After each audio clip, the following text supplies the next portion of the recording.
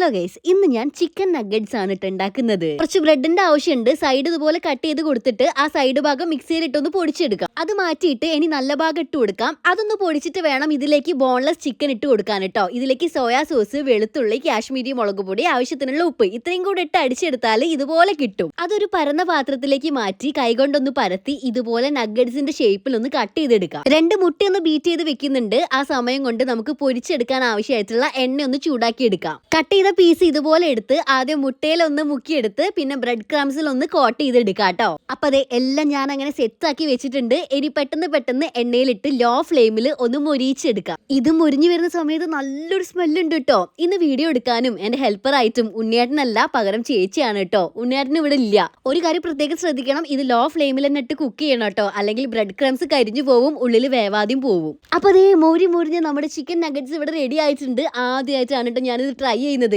ഇത്രയും അടിപൊളിയായിട്ട് സക്സസ് ആവുമെന്ന് ഞാൻ സ്വപ്നത്തിൽ പോലും വിചാരിച്ചിട്ടില്ല. ചേച്ചി മാത്രം ടേസ്റ്റ് ചെയ്യില്ലേ, വീട്ടിൽ എല്ലാവരെ കൊണ്ട് ടേസ്റ്റ് ചെയ്യിപ്പിക്കുന്ന ഒരു കമന്റ് ഒക്കെ ഞാൻ കണ്ടു. അതുകൊണ്ട് എല്ലാവരുടെ റിയാക്ഷനും ഞാൻ ഇതിൽ എടുത്തിട്ടുണ്ട് കേട്ടോ. എല്ലാവർക്കും ഇഷ്ടമായേ. അപ്പോൾ ടാറ്റാ.